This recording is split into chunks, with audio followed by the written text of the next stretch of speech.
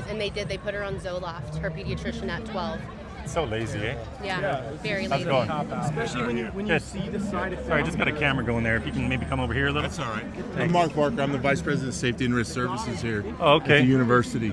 So I'm going to ask you, because you're primarily in our primary egress, I'm going to ask you to just move this over a little bit so that you're not in the egress way. So what's public land? You're creating a safety hazard for egress for our stadium.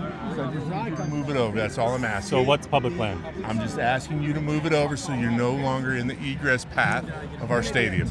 If you're creating a safety hazard, Are you telling me it's illegal for us to stand here? I've got all of these folks coming out. You're creating a safety issue. All right, I'm going to stay right here. It's public land. You're creating a safety issue. I've heard you, and you are clearly not answering my questions about if this is illegal or not, because you know it's not illegal.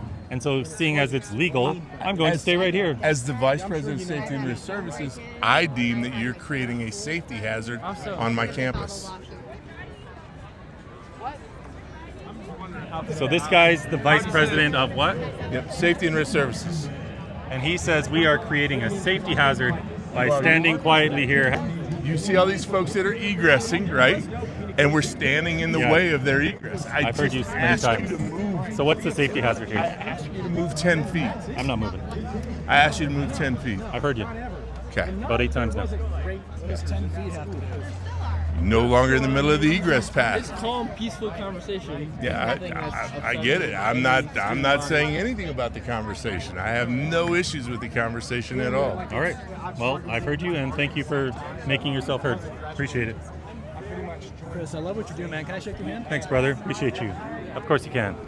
What's your name? I'm Nick. Nick, how's it going? I love your content. Oh, you follow. Yeah, Awesome. I see you every now and then. So how are things on this university?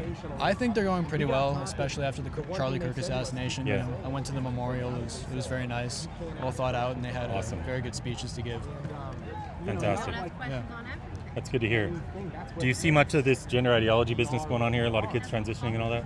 You know, I'm in the College of Business, so I don't get to see a lot of that, Okay. but I have friends in different humanities, and they say it's being pushed a lot, and it's even making them start to, you know, make them think about whether they want to keep doing what they're doing or transition to a different path. And Right. I think it's not good what they're pushing.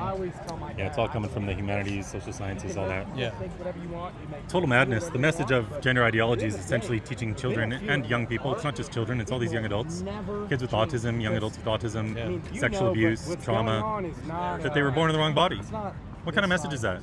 Yeah. Teaching young people that they're supposed to be something they're not. They call this love, but what is that? It's affirming self-hatred. That's all it's doing. The actual affirming message is you're perfect just as you are. Yeah. But And your body's self-given. Your body's God-given, really. right. And you should embrace what you have and love what you have, and not try to change what's naturally given to you. that's right, brother. Yeah. Appreciate you guys. Thank you so much. Yeah. Thank you for what you're doing. Seriously. For standing for the truth. Thanks, man.